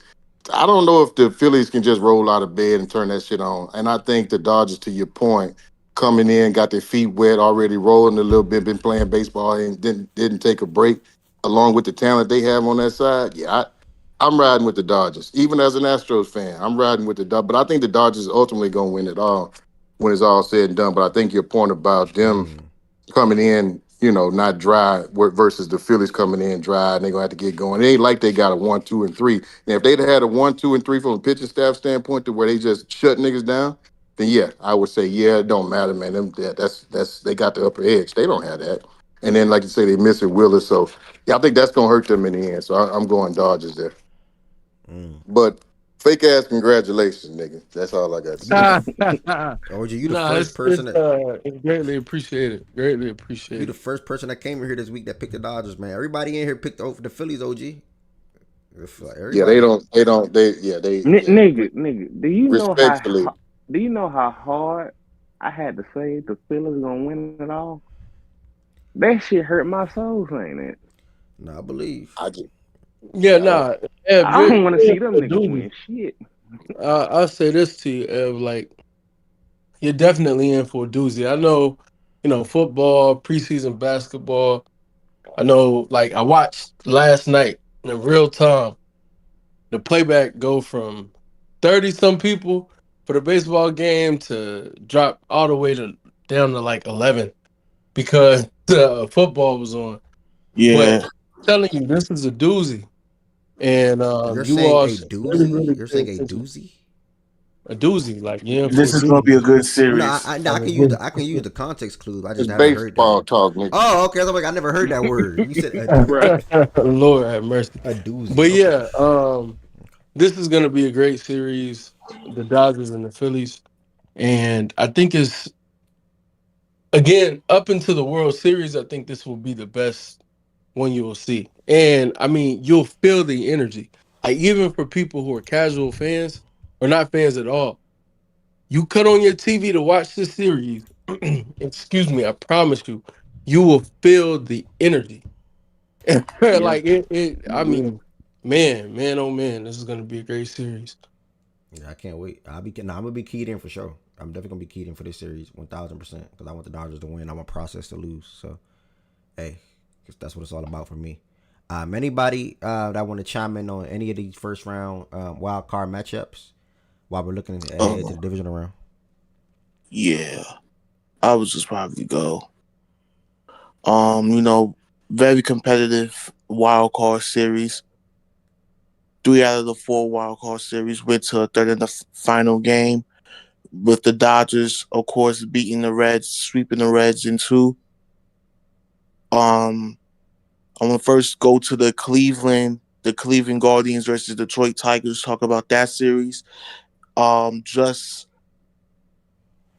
a crazy scenario, basically a very crazy scenario. So Detroit was the number 2 seed, Ev, all throughout the season. There was the number 2 seed, which means that you get a bye. They lose a 15 a game half game lead to the Cleveland Guardians. Now they drop out from potentially getting a bye to having to play 3 games in Cleveland. And Tariq Skubal game 1 just shows why he's the AL Cy Young. Just literally mowed them down with 14 strikeouts. Game 2, it was all about the Cleveland offense and just getting hot at the right time. And then game 3 happened. Detroit just showed why they was the better team. If I'm a Cleveland Guardians fan, it's like, at this point, why even do it? Why even go on this run? Wait, why even You what? go, why even go on this run? Because it's every year they make the In other words, playoffs. he feels let down by the Guardians. Like if Yeah. their fans, Every year, every time they make the playoffs, like the fans gets let down by the team's poor play. So great series. This is an interesting series we got in Seattle and in Detroit. Seattle with their pitching. Can Detroit get some type of offense against that pitching, or make it a close game? I shall see. I would love to see that series, and of course, me and my brother Rest, we got the job done against the bum ass Red Sox. Don't even know why people just thought that this was. I don't know why people thought the Red Sox was gonna beat us. yeah. Like, you feel me? Like, it's just stupid. It's just people are very stupid these days. This series really was showed the difference between the experienced Yankees versus the inexperienced Red Sox, minus Alex Bregman, Chapman, and Trevor Story, who all had at least some sort of playoff experience in their career before getting to Boston. Game 1, Garrett Crochet and Max Fried had a duel. Aaron Boone pulled out Max Fried after the 7th, and the Yankees bullpen, which has been an up and down season for us, they blew the game. Game 2 was where I thought the series was over. The series was over in Game 2 because Alex Cora went to a bullpen game, and he took out Brian Bello after 28 pitches in the 3rd inning. Ben Rice hit a homer. And then yesterday, two rookies, Cam Slitler for us, Connor Ely for the Red Sox. Cam Slitler just carved. He absolutely diced and carved the Red Sox. 8 innings, 12 strikeouts. Joins an exclusive club for rookies today, Ev. Our Cam Slitler became the first pitcher in MLB history to toss at least 8 scoreless innings and record 12 strikeouts without allowing a walk in a postseason game. Wait, say that again? He's the first pitcher in MLB history to toss at least 8 scoreless innings and record 12 strikeouts without allowing a walk in a postseason game. Damn. Without a walk. And mind you, this is his debut. This is his first time like in the postseason, and he did that. Damn. And the Yankees, they're the first team since this wild card format was established in 2022 to come back losing game 1 and win the series in general. They're the first team since 2020, since this implementation of the wild card format was like finalized in 22, that they've came back from losing game 1 to win the series all deciding game 3. To talk about the Yankees and Blue Jays, Can I pause real quick? Because I'm just still like stunned. Like, that's an impressive stat. So let me ask this one question. Answer this one question for me, please. Did anybody get on base? Yes. Okay, so people got okay. So they had a couple of okay. You think I would be tame if he had a perfect game? Bro, I was about to be like, what? Nobody got on base, nigga? Like, okay, so no walks, no walks, 12 Ks, no runs though. 8 innings. He set a lot of niggas down. Only one hitter. I forgot. Yoshida. It was Masataka Yoshida. There we go. That was the only hitter that gave him problems. Really, keep up with him. Like everybody else, he really just ran through him, made him gas station sushi. First time starting in a playoff game and you do something like that. Yeah, that's a good stat to cite for real, man. That's impressive, man. Damn. Yeah, and the crazy part about it is he wasn't even he was like a guy that in our Yankees farm system, he wasn't even like a main guy to look forward to. He wasn't even a guy to really look like. He was more of like a 2 to 3 year away type of guy. And then once Clark Smith got hurt with Tommy John, which means he's out for the remainder of the season, he came in, he was throwing 93, 94 in the minor leagues, and now he's throwing over 100 miles per hour when he's hit the majors. Like, he's throwing 100 mile per hour sinkers, 100 mile per hour fastballs. And it's just, he's been very impressive. And the fact that he did that in his first game in the pinstripes, in the playoffs, in a winner takes all against his hometown team, the Boston Red Sox, is absolutely amazing. And to talk about this series, the Yankees and Blue Jays, like I said, we're gonna win this series. The Blue Jays is a team that is not a playoff team. You look at the roster, they should feel like, yeah, this is a playoff team. Should be a team that should be contending for a World Series. But I don't know if I wish Z Farm was here, and Wes is here though. That's good. Russ, remember the Toronto Blue Jays versus Seattle Mariners from 2022 in their wild card series? Yeah. And how Toronto had this big ass lead, and then they just let it go. Yeah, I'm hip. Like, I'm not worried about Toronto. Toronto poses no threat to me. Toronto is the Milwaukee Brewers of the American League. Alrighty, man. So You may want to calm down a now. little bit. I will say I'm confident like you. I do think that Toronto, to me, they had the third best player in the AL this year in terms of like position players and George. And I think that's something to take into consideration. Also, the fact that they have Vlad and Bichette, those aren't names to like scoff at. And I think Vlad, Springer, Bichette can give any pitching staff some trouble if they're at their best. So I want to respect the opponent, but I do have full confidence that we'll win. Yeah, we'll win this series in probably 4 games. Probably 4. Probably go to another. Probably 4. I got us winning in 4. Hey man, just end this series so I can start tampering with Bichette and get him in the Braves jersey. Yeah, that's not happening, What's brother. what's the word on the He ain't Blue going to Jays? the Yankees, brother. What's the word on the Blue Jays? Atlanta, no, I'm saying. Yeah, I hear y'all talking about y'all confident, and the Blue Jays. Just for casual listener, casual fan like me, Blue Jays #1 seed. Like in my eyes, I'm thinking like, okay, they should be super like a really good team. Were they not? I mean, no, they're the #1 seed. They beat us in the regular season. Actually, that's the reason Yeah. we had the same record, but they have the Beat us in the tiebreaker. regular season.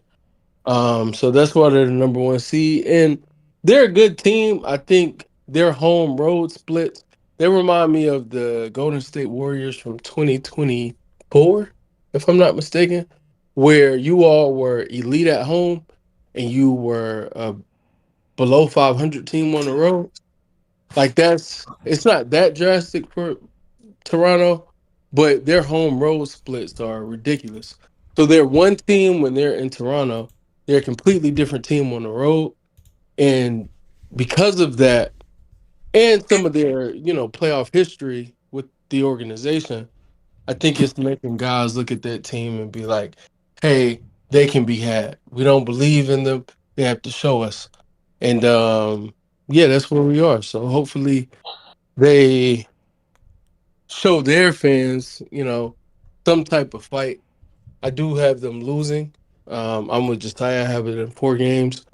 If we take game 1 though, yeah, we might. I ain't gonna jump out on that. I'm gonna say 4, but if we take game y'all 1, not sweeping us, bro. Don't say that. Mazak, no one believes in y'all. Okay, we literally smoked y'all in the season series. Josiah, you forgot about that? Like, I don't care if y'all believe in us or not.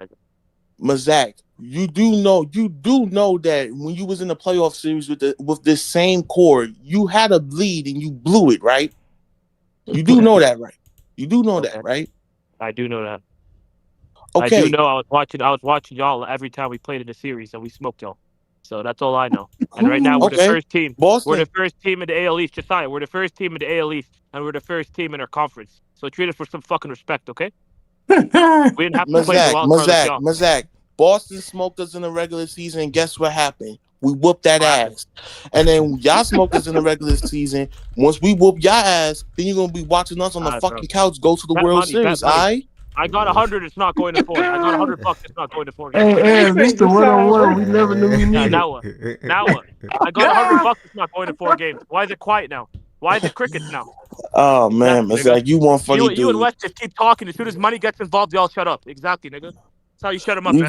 Oh, excuse me. Wait, Mazak, pull up dragon trying like to bet that me? I ain't even in that. I ain't know you were trying to bet me, bruh. I Nigga, need to you were the keep one my just little saying 4 coin. games. You and Josiah were talking crazy saying 4 games. I'm Yeah, just I talking still right have now. us winning the 4 games. I'm Shout saying out my I didn't nigga know Low, you bro. were I was trying to chilling, bet bro. I me. was at home. This nigga sent me a text saying Low and Josiah talking crazy. Weston Josiah. Hold up right now. I start speaking money. Hey, What's up? that's a solid dude. Shout out Y'all Low, might beat us. man. I'm not saying West. I'm not saying y'all not go beat us, I'm but pretty y'all sure not y'all go know beat he us in 4 lying. games. That's Of just course stupid. you It's going to weren't. 5. Of course you weren't. Of course you weren't saying Yeah, you But know. like this shit's But going to 5, bro. This shit not going to 4, bro. Like don't disrespect us like that, bro. It might go to 4 for us, bro, but it shit not going to 5, bro. Like our relief I pitching will is kind of again, ass, so like I'll I give it to said. y'all. Go ahead. Like our relief pitching is kind of bad, and our bullpen isn't the greatest. So I will give it to us. Like Jay Hoffner is pretty shit. So like I do have y'all winning the series, but like it's not in 4 games, bro. Like our batting's better than y'all, bro. Our pitching low key better than y'all. So like I don't know what you're talking about. You know what I'm saying? Like what's Hey it called? man, I love Vlad's the been playing honesty, great this season. man, the level Springer has headedness. been You playing know. great this season. We were supposed to be the first team in the MLB until we went on that losing streak, but we've been good all season. You know what I'm saying? Like this is a historic season for us. You know what I mean? Like y'all wasn't even close to us until we started dropping games, like the last 10 games of the season. And even then, we still secured the conference and got the bye. So y'all just went on a 3-game series. Y'all are tired. We've been rested this whole time. You know what I'm saying? We're gonna be nice and fresh. Nah, we have Game a one. good lather. That's what that is. We have a good lather. We're feeling That's good. cool. That's We're cool, ready but for we've been the rested. We've been for the chilling, bro. series. Game 1 absolutely will win. Like game 2 and 3, y'all probably might take that, but for sure, I could bet any amount of money. Game 1 is a W for us. You know what I'm saying? Because we're just nice and fresh. Bro. You know what I'm saying? Like No, it just depends. I think I'm eager to see because like I was telling Josiah before you got in here, your offense is one that I won't take lightly and I won't undermine. I think you have the ability to put up runs and put up points in bunches. So I think that's something that I'm really looking forward to seeing, how we handle your lineup. If and it's all about command. I think obviously you hit well, but it's command. If you can paint, if Freed can paint corners, if Rodon can keep the ball down, if Cam just paints corners like I was saying, we'll be fine. But yeah, I'm excited for tomorrow, man. I Because don't I like gave this that humble 2 gimmick, or Wes. 4. Me too, bro. I've been waiting for this This is for a fake years, man. humble gimmick, Wes, from y'all. I'm not gonna lie, y'all. The Blue Jays would be lucky to take this 4 games. I see Right, a y'all sweep didn't even coming. make the playoffs. We literally swept y'all this year. Why are you talking? That We shit literally that swept shit y'all. doesn't matter. That shit does What you not mean it matter. doesn't matter? Y'all are ass. What are That you shit talking does about? not matter. That shit Oh, does not now it matter. doesn't matter. Okay, Does like it? bro, y'all It, you it, it your doesn't. It football doesn't. team is ass and your baseball team is ass. Like Okay, what team do you cool. support? Your Congratulations. hockey team is Cool. ass too. Cool. So now you Doesn't just be matter. happy, bro. You'll be Like bro, lucky. like You'll be cut that shit lucky to out. go back to your own town. Bet money. It goes less than 4. It goes Okay, 4 yes, games. FanDuel probably give me good odds. I'll take it. All right, bro. But yeah, Toronto does not scare me. Toronto's actually one of the teams I said that I feel whether Boston or New York won, I was picking the winner of the wild card game. But last night I don't know if you guys already passed it, but last night New York kind of just showed me that they are good. They can do this. And yeah, I mean, just Toronto. The pitching does not concern me at all. Gaussman, I trust New York. Bieber is the only game I think they would take out of that series because obviously if you go to Scherzer, he probably won't even get out of the first inning. So, um, yeah, I love New York's chances in this series, and again, I'd be very surprised if they don't take it 4 games. Yeah, appreciate you. I think a lot of people are overlooking the fact that I mean, it's the playoffs. They were like what the Yankees were like 5-8 against the Blue Jays to start like the season and stuff. And it just comes down to can the Yankees hit the ball and can the bullpen close out the game? Those are the two things that are gonna like if the starters are going 7-8 innings and having something replicable of what we saw in the wild card game, then yeah, they should win this game in four games, like without a doubt. But then again, the style of baseball that the Toronto has played, getting on base, hitting short drives, um, and just the style of baseball that the Yankees had played in July and June when they were having a plummeted season combined with the bullpen, I just don't know what bullpen is going to show up this series. Are we going to get the September bullpen, or are we going to get the bullpen from June and July? And if that's so, I think that based on what we saw in the regular season, the Blue Jays have a great chance of upsetting. But I personally am picking the Yankees, though. But that's just my take on it. All right. Yeah, we were just talking about all the matchups so far. I know they sort of kind of advanced to the divisional round. Z-Farm, did you want to add anything from the wild card? Any surprise, anything stood out to you, or you're good there as well? And I don't know if you spoke on who do you have winning between the Dodgers and the Phillies. And if I can real quick, just on the wild card, I'm very surprised that the Padres get eliminated. That was a very good team. I actually picked them to win that series, the only one I got wrong. I was very surprised, but that's the end of their core. I'm not saying they won't make the playoffs next year. They obviously still have a lot of good pieces, but with the core they have right now, the pitching specifically, King, Cease, Suarez in the bullpen, that's it. They're all free agents this year. I'm interested to see what's going to happen with that. Would not be surprised if a guy like Manny Machado is traded in the offseason just to get off his contract and maybe sign one or two of those guys. So the Padres losing was very surprising to me. I thought they were better than the Cubs in every aspect. Just again, I don't think I don't know. Last year they did the same thing as the Dodgers. Weren't able to score enough runs. Just kind of disappeared in clutch moments. Did the same thing again this year. So I would not be surprised if we see change on that team. But that core is done. But you said Dodgers Phillies was the you can before you get to that, you can talk about any other matchup if you want to, and then I do want to know, because I think you missed the other day when we started this. Who do you have? What do you have the World Series matchup being? And I do want you to key in on that Dodgers and Phillies matchup. I do think the Tigers make it out of the the Mariners make it out of the American League. I'm a big fan of what they've done this year. I'm a big fan of their pitching, specifically their bullpen with Munoz and Spire being the main two. But Dodgers Phillies, I do feel the winner of that series comes out of the National League. I don't trust either national central team to make it out. Specifically the Brewers. I would not be surprised if the Brewers lose that series of the Cubs. Just because they are just known chokers. I trust the winner of Dodgers Phillies to beat that team. But Dodgers Phillies is a very interesting series because the Phillies need to win this series. I do feel this is a must win, and obviously it is, but it is a must win for the franchise because this is a very good team. It's probably one of their better teams that we've seen in quite some time. The pitching is very good with Sanchez, Suarez. It would be Luzardo game 3. And if they were to go to game 4, Nola.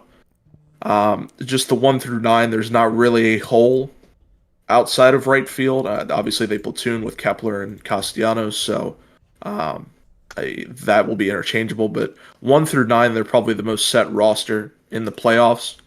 Bullpen is great. They have Matt Strahm, Kirkring, Romano, Alvarado. Alvarado is actually not able to play in this postseason, but that's a different story. And then you have one of the best closers in the game, Yohan Duran. So I like the Phillies. I like their chances, but the Dodgers are the defending champs for a reason. Ohtani's pitching. That is going to be the X factor, I think, for the Dodgers this series, is that they're going to get 2 games out of Shohei Ohtani pitching as well. Not only just him hitting in 5 games, but the pitching of Shohei Ohtani is a very underrated aspect of him because he is a very good pitcher as well. So I'm excited. I do think the Phillies take this in 5. That is my prediction. This first game is Ohtani Sanchez. I think the Phillies will take game 1. Interchange Dodgers, Phillies, Dodgers, and then the Phillies will take it. So, but I have the Phillies Mariners World Series, and I do like the Mariners to win it all this year. I'm a major fan of pitching. I think they have one of the best rotations in baseball. I think they have the guy that has led them all the way, Cal Raleigh.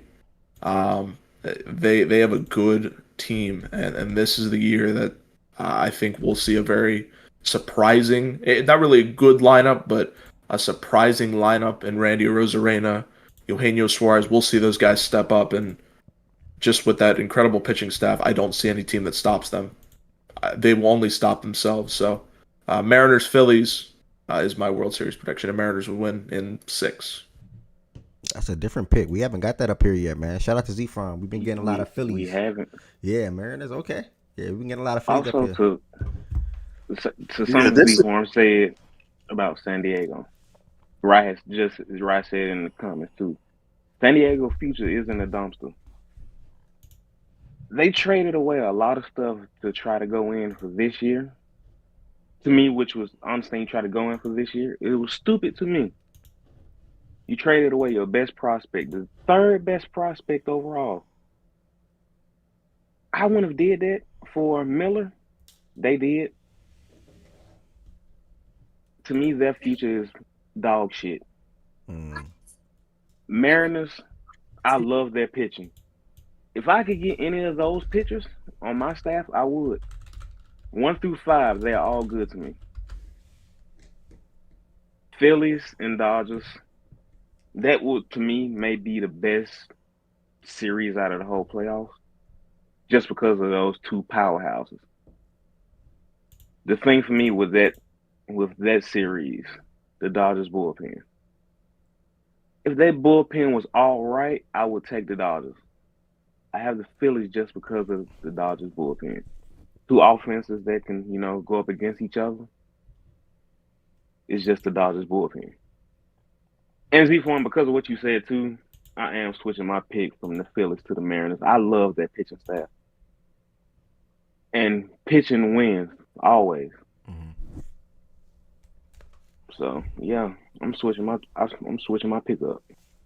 Yeah, I don't think, and I'm not really saying, but I don't think people understand how good Seattle is in a playoff environment. They're 1 through 5. I mean, you can go Luis Castillo, George Kirby, Brian Wu, who I'm a major fan of. Brian Wu is one of my favorite pitchers in all of baseball. Logan Gilbert, Bryce Miller. Not many teams can say that.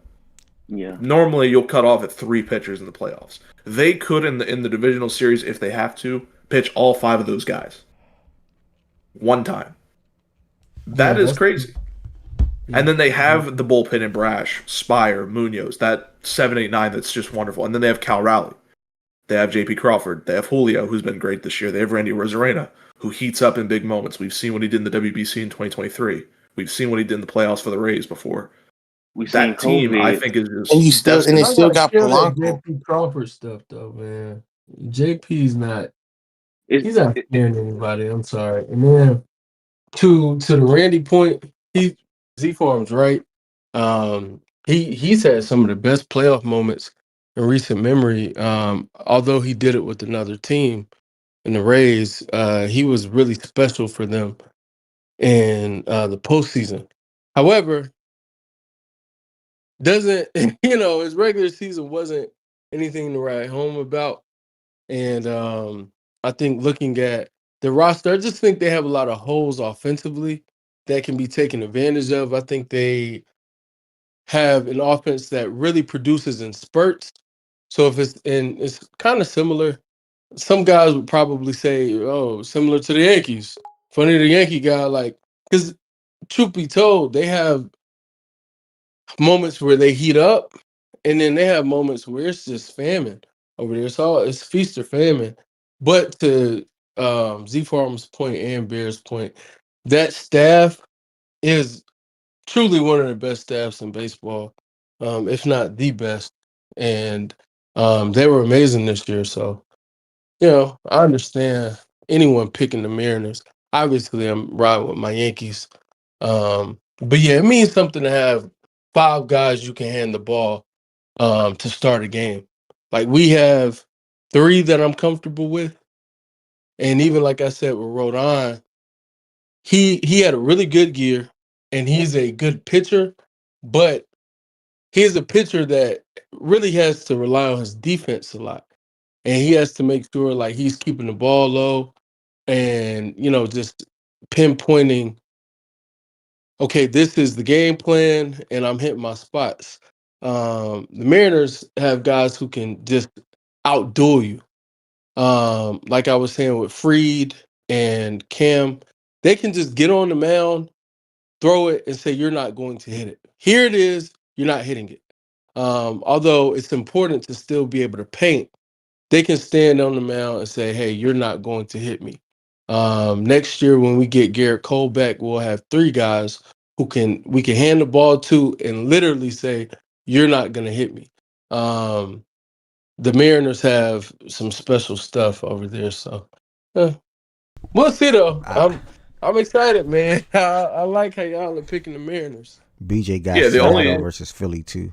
And then before Z Yeah. Farm goes, Zabri says, so why do people doubt the Brewers so far? So Z Farm, you can answer his question after whatever you're about to say. No, I was actually about to just touch on that series real quick as well. That is the series I can't predict. I don't know why. That the Brewers to me have always been shaky in the playoffs. We saw last year against the Mets. They were supposed to win that series. They were going to win that series. They were going to win the game 3, and they went to the 9th inning up by 3, and they choked, or up by 2, and they choked. It's just something with the National League Central. I don't know that they're not. I think they're one of the weaker divisions in baseball, probably the weakest, and just the team. It doesn't fit October. They have Freddie Peralta, who I like. I do think he is a good pitcher. But once you get past that, it's a lot of interesting names. Chad Patrick, Quinn Presti, Jacob Mizorowski, who was this hyped prospect this year, hyped guy that was supposed to be the next Paul Skeens, according to some people. He has not panned out to what that is. He's a average pitcher who throws fast. Their bullpen is solid, though. I will give them credit with McGill, Uribe, those guys. Ashby, I like as well in that back end. But offensively, they don't move me enough to say that this is a contender. Obviously, being the best team in baseball in the regular season might show something, but I don't see it in this team in the playoffs. And they have to prove to me, and I think to a lot of people, that they are a good team in October. And it's a good test, the Cubs. I like the Cubs. But the Brewers just have never shown me in October that they are a good team. And they are who they are in the regular season. So it's every year with it's kind of like Dallas, the Dallas Cowboys of baseball. Not really in that just playoff aspect, but yeah. I don't know who to pick for that series. Literally anybody could win in any amount of games, and I wouldn't be surprised. That's how unpredictable I see that series being. Okay. All right, y'all said a lot. Anyone else want to add some final touches to this MLB segment where you can talk about the wild card round and or also key divisional matchups with these games starting tomorrow? There will be a watch party for these games as well. I do want to promote that as well right here inside of the Facts and Stats playback room. That's playback.tv/facts and stats. Make sure you all sign up and join the playback room. It's an app you can download. It is free to sign up and join. So keep that in mind. Again, it's playback.tv/facts and stats. That'll be starting at 2:08 Eastern time tomorrow, and we'll be in there pretty much. Well, I can't say will. I'll probably be on YouTube TV as well, watching college football, but we'll see. But either way, playback and or Discord tomorrow for the baseball games and college football games. And Brady, what's up? You say you're going to come up for a question or something. Okay. This is just my. Oh yeah. What's up, everybody? This is my question and just my opinion. I understand the Phillies. I don't know much about their future, but I feel this is a must-win for them because you can't go another year of either we lose in the divisional round or championship round, and you have not gone to World Series with the roster that you have. Because since 2022, they have been considered one of the best teams in this division or conference outside of the Braves or Dodgers, and they have failed to reach that expectation. So in my opinion, if the Phillies do not win this series, they're in a buttload of trouble for years to come. Because you can't keep saying, retool this, like, bring this roster back, and we don't win. Now, for the Dodgers, they don't really have much worry in my eyes. But I do question, like, do people get mad if they lose this series?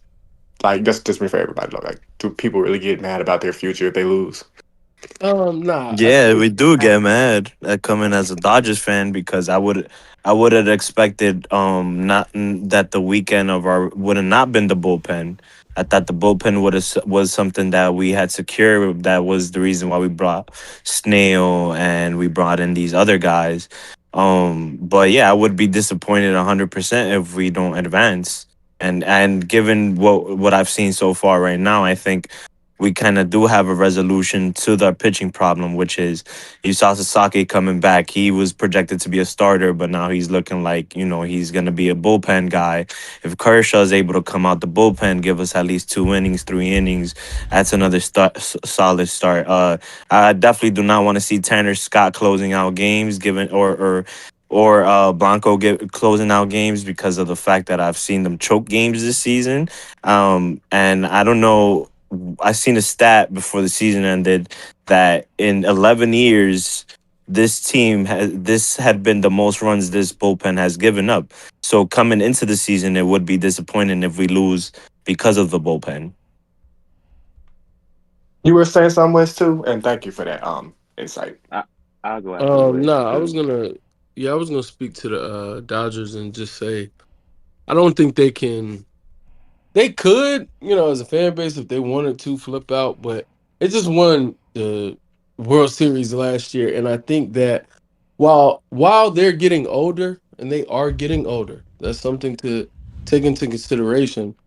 They still have years to compete. I won't say they have half a decade, but they still have like 3 more years to me where they can be really competitive with this current core, unless something goes haywire. For the Phillies, I think your point is spot on. I think the Phillies have to get it done this year, or they're looking at some overhaul, some roster overhaul, and it would be a failure to me if they're not able to at least get to the World Series. And I mean, from actually like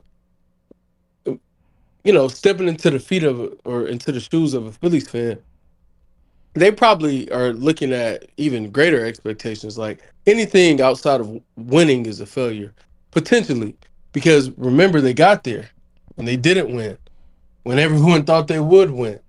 So yeah, I definitely agree with Bray there that they have to make something happen this year. But yeah, I think the Dodgers can, if they do lose, they'll be okay. The Dodgers are all right. They've won the World Series. Freddie and Mookie, they're getting older. They still can trade, to get other people. And people always go to the Dodgers. With the Phillies, their window is closing. I've talked to Process about this. Their window is closing. Zach Wheeler is going to retire in 2 years. He already said once his contract ends in 2 years, he's retiring. You have Schwarber, Turner, and Harper that's on the other side of 30. Bryce turned 33 during this playoffs. Other teams are younger than the Phillies, and they get injured more than most teams. Bryce get injured more than most star players. If they don't win this year, like the next 2 years, teams are going to get better. The Braves are going to be back in it. The Mets are getting better because they're on there spending money. I just don't know about the Phillies if they don't win it this year. Bro, I feel like it's over after this year. I ain't gonna lie. And they got some and they got some free agents coming up. It's over after this year. Remuto, Schwarber. Like that. And that too, Remuto. I think he going after this year. Schwarber. Some team I think will be willing to pay him $35 million, possibly more a year, just to have that bat in the lineup. So their best bet is to win it now. Yeah, this is the year for them, in my opinion, because again, the free agents that are impending, Strom, Alvarado, their bullpen as well is just going to be taxed in free agency. They are a team that, and Schwarber, I can't even wait to talk about Schwarber. His contract is, process says they can extend him, and Phillies fans are saying that, oh, well, he'll come back. You're gonna have to get into a bidding war with him. I feel like the only way he'll come back, he'll take a discount. That's the only way he'll come back. He'll Yeah, go to the and Reds if I anything. But why would you take a discount if I know the future is dwindling down bad? That's yeah, just how I see it. You know? and he's going to be probably because Tucker he kind of he panned out like not good towards the end of the year. He had an injury obviously, but Schwarber's probably going to be the hot commodity this free. He'll probably be the hottest bat on the market. Yeah, he So will be. I And wouldn't be surprised if there's a war for his services. But yeah, I mean, this is a must win. I think I touched on this just a little bit, but I think this is truly a must win for the Phillies because if you don't win this year, it's kind of the same situation as the Padres. You have the team to still do it, but yeah, your core is slowly losing itself. So you have to win yeah, with these guys now. But I don't know. and They have a very tough task ahead of them. and also this. Z Farm has heard me bitch about it. R has heard me bitch about it. My team draft nothing but pitchers, but in MLB, pitchers are the currency to get trades. You could trade one, top prospect pitcher. You could get, you could get a great player back because that's what people want. So, and when you look at the Phillies prospects, they don't have that. They just have positional players. So your best bet is to go in all now because your prospects are going to dwindle down. Your team getting older. It's just, yeah, this is the year for them. Yeah, I said a lot. This is the year for the Phillies. If not, things ain't gonna be looking too good for the future. But also, a couple of y'all, well, a lot of people inside of Fact and Stat that spoke on it throughout this week have the Phillies winning this series and or making the World Series as well. So I'm definitely gonna be keyed into this matchup starting tomorrow. All y'all that came through and talked baseball, Z Farm West, Josiah, Bear, Joe, and Bray and BJ while trying. Thank y'all for coming up and making this transition or making this segment pretty smooth as we're adding baseball talks to the show, especially during the playoffs. So thank y'all for that. 1,000%. We're going to continue to move on down with the docket for today. So we looked at we had great talks around that 49ers and Yankees recap. I say Yankees, dog. I'm burnt. 49ers and Rams recap. We had good talks around baseball. I think that just went about 30 to 45 minutes. So shout out to you fellas.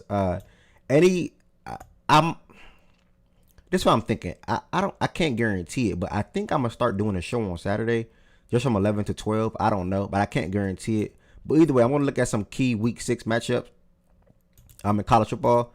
If you know any matchups, feel free to shout it out, so I can have something to make sure I'm keyed in on to tomorrow. Obviously, my Georgia Bulldogs looking to bounce back at home as we play against Kentucky tomorrow. Any other key matchups up here that you all know, Z Farm, BJ, or whoever? Anything to look out for tomorrow? There's a big matchup in the Big Ten. Maryland versus Washington Huskies. I'm not even trolling when I say that. It's probably the best matchup you can get in the Big Ten. So that if we win tomorrow, we're probably ranked. If Washington wins, they'll establish themselves as 4-1. But yeah, that's probably a very big matchup. The line keeps moving. I think we opened at +6.5. Vegas is slowly disrespecting us, but we're +4.5 right now. So I do think we win tomorrow. They have a great wide receiver in Denzel Boston, draft worthy prospect. But we have Malik Washington, in my opinion, the best freshman quarterback in the nation. So tomorrow, if you're looking for some football around 3:30, Maryland versus Washington. Miles, stop hating, bruh. They were talking about this game throughout the week, bruh, and they say Maryland got one of them at quarterback. So why would this not be a big game? I don't understand. It's also another game at 3:30. I want to see how Texas and Florida. Texas is going to Florida. Mm-hmm. I want to see if he truly has got better Archie Manning instead of playing these ass teams. Florida, if they lose this game, I think Billy Napier may get fired after the game. Let me see. But isn't his contract still expensive though, so that they have to wait till next year to do it? Florida does not care. They have fired people for less. They had a coach that went 40-20 and fired him. He's 20-23. Where is that game? I do know they want Lane Kiffin though. I did hear that. Yeah, they want Lane Kiffin. I don't see that Oregon and Indiana, Miles. What you talking about? My bad, y'all. That's next week. That's next Okay. I week. was like, what Miles talking Yeah. about? Miami, Florida State. Oh, there. I was about to say that. 7:30. Miami, Yeah. hey, Miami got a few reinforcements back. That's gonna be a good one. Okay. I like Miami to win, and I like them to cover that 5. What I y'all like Florida State to win the game because Florida State's at home. What y'all like for that Alabama and Vandy game? I'm gonna be real with you. I'm kind of scared we lose. I'm not gonna lie to you. Right, I ain't gonna lie to you. I don't think y'all lose. I think they won't get back. Y'all The won't only get back reason, from last year. why I'm scared because it's literally the same thing that happened. We beat Georgia. Everybody calling us the best team, or this and that and the third, and our offense still had struggles the last game. And I just don't trust our defense can still stop Pavia. But if they prove me wrong at home and actually beat them, then I really will consider them more as a playoff team. Because again, I I just don't don't agree with have that. enough I don't agree with that. I just think we just have much better QB, much better O line than we did last year. And I think we're just gonna come out with that chip on our shoulder still, because a lot of people after that FSU game chalked our season as to be like over. They just said we're done. And I think we'll be ready this game. I know when we lost to Vandy last year, niggas was like, "Oh, Alabama's over with, da da da da da, this and that, this and that." Nah, niggas are coming back this year for a vengeance, bro. I think they'll be ready. I don't think they'll do the same shit they did last time. Our run defense got to be much better than it was in that Georgia game, though. That's what I need us to do. But other than that, I think we'll be ready for this game. We'll get this dub. We're not making the same shit happen again. As long as we just give consistent offense and stop the run, we'll be fine. Your offense don't do that shit it did last week in the second half. Yeah, because that was very concerning. Don't put up no points at all. They gotta put, but Vandy doesn't have a better defense than Georgia does, though. Still, They don't, but still, you can't have no showing like that in no second half. Yeah, they gotta show up. They gotta show up in the second half. Can't have another drought. Gotta put way more drives together. Just gotta be a more consistent team overall through 4 quarters, and I think we'll get it done. Yeah. All right. Ryan also came in the chat. Mississippi State versus Texas A&M. That game was also starting at 7:30. So just to look forward to some things, we got 2 7:30 matchups that's worth tapping into. Miami traveling to Florida State, Mississippi State traveling to A&M, and then at a 3:30 hour we have Maryland versus Washington. Maryland at home, and then we also have Alabama versus Vandy. That's at 3:30, and then Texas traveling to Florida. Shout out to Bear. That's at 3:30 as well. And then we're starting the 12 o'clock hour, seeing Georgia versus Kentucky. You can key in on that. And Louis Bag said Michigan versus Wisconsin. Isn't this no, that's Nebraska. That's next year, bro. You talking about next year in 26? Yeah, I was about to mix up. What's the name? So that's the key Wait, matchup. let me make sure. No, that is tomorrow at 12. Nah. I was talking about the quarterbacks. That's Dylan in Nebraska, if I'm not mistaken. Yeah, that's right. Yeah, he's in Nebraska. That's Billy Edwards over in Wisconsin. Okay, Billy Edwards, former Maryland quarterback. Okay, all right. So that's that for college football. Shit. Miles is a troll. Miles, I sent you a fire trade. Miles, I sent you a trade that was so good, bro. I had to decline it. You know when you send a trade that's so good and you scared it might get accepted, you got to take it back. I had to take back a trade I sent you like 15 minutes ago, gang. I ain't gonna lie to you. I ain't want you to accept that for real. I had to rethink it, bro. I think I was panicking. All right, so that's that. We diving in on key matchups. Last but not least, anybody that's on this stage, I do want your finals preview. And ultimately, who do you have winning this series? This is the WNBA that I'm referring to. First and foremost, I want to clap to all the Mercury fans and clap to all of the Aces fans. Real quick. Very, very, very, very, very, very, very, very, very, very, very, very impressive with both of these teams. One, I'm happy for the Mercury because what was the trade, Big Bell? It was too good. I had to decline it, gang. I ain't gonna lie to you.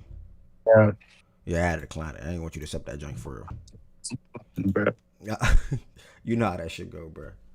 Well, nah, you don't know how that go because you don't send trades. Yeah, because you send BS. You said because I sent you BS. Mm-hmm. Okay. Scraps for the good guy. Scraps for the good guy. I don't know what you're talking about, but okay. Okay, buddy. I don't think we had any trade talks when I'm sending you scraps. But all right.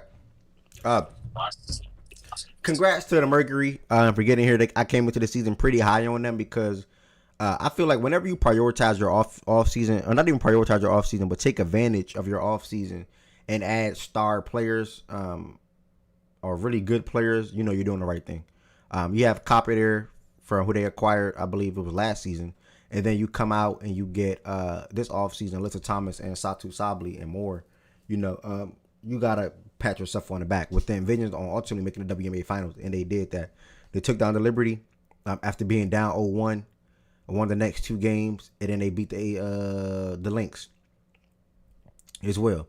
Now, obviously, Stewie wasn't as healthy. Obviously, Fee wasn't healthy either toward the end of that series, but I'm not taking anything away from the Mercury because they deserve to be here. At the end of the day, they still went out and did what they had to do to beat both of those teams and advance to the WNBA finals. Now, on the Aces side of things, the run was remarkable. This one is one of one like. You're not really probably going to see a run like this for a little minute, you know, where you go on a 15, 16, whatever game winning streak it was. Asia completely turned her season around after a slow start, wins MVP, and now ultimately make the WNBA finals to go against this Mercury team. And they snuck out of there. They snuck. They got past the freaking the Fever. Kelsey Mitchell went down in that final game. Malia Boston was in foul trouble. Caitlin Clark obviously was not there. I want to actually clap to the Fever and their season that they had as well, with all the injuries that they had, to still be able to come together as a team and come together as one unit and still be able to compete on a night-to-night basis. So congrats to the Fever. As far as the Aces, they still got the job done. Their 2 best players looked like it in that game 5, and they performed. Jackie Young had 30 and 10, no turnovers. Asia had like 33, whatever it was, as well. And you can see in that first half, this was going to be a game where she was going to shoot no matter what. So she's going to go down swinging, and I felt like she did that. Now, heading into this WNBA Finals matchup where we have the Mercury versus the Aces. Again, like I said, I believe this is the first time that it'll be a best-of-7 WNBA Finals series. Aces are home. They had a phenomenal end to the season. We'll have them have a home court advantage for this series. Look, I'm gonna be so real. I want the Mercury to win because I'm not a fan of the Aces. I don't like none about the Aces, and they've been like that. You know what I'm saying? So I respect Asia. Asia is the best player in the world and always will be going forward, at least for now. But I have Phoenix winning this series. I think Phoenix is a tougher team. I think Phoenix plays the same way every single night. And I think Phoenix does a lot of different things on an offensive and defensive schematic standpoint that makes them be able to excel both offensively and defensively. Now, I do have concerns. In their first 2 matchups, Phoenix took advantage of Sabrina being smaller. They took advantage of Courtney being smaller down there, whether that was on Copper or Satu. I don't see how they're going to take advantage from a size standpoint in this series unless it's when Evans is on the court, because I think Jewel and Jackie, or whatever the case, Jackie, Jewel, and Chelsea, they all can probably guard up. But on perimeter, I do think Copper and Satu can have their way 1,000%. Alyssa Thomas getting downhill 1,000%.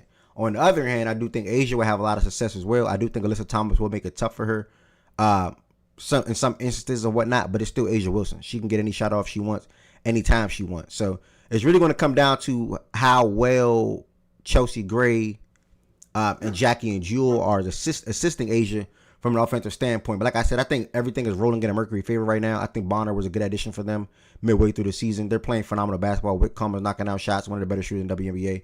And like I said, they play the same way every single night, led by Alyssa Thomas, who's having a phenomenal season. And I'm not even the biggest Alyssa Thomas fan because we had some battles with them, me being a Liberty fan. But she's even better this season. You know, she's damn near walking triple-double at this point. I think the closeout game last week or earlier this week or whenever that game was against the Lynx, she had like 23, 8, and 10. So she's in a zone right now. She's been in a zone all year, and she's been in a crazy zone to end the season.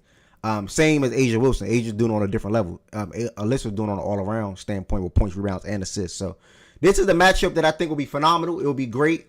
I'm going with the Mercury. And I would love for this series to hit 7. If it hits 7, I'm still going. No, if it hits 7,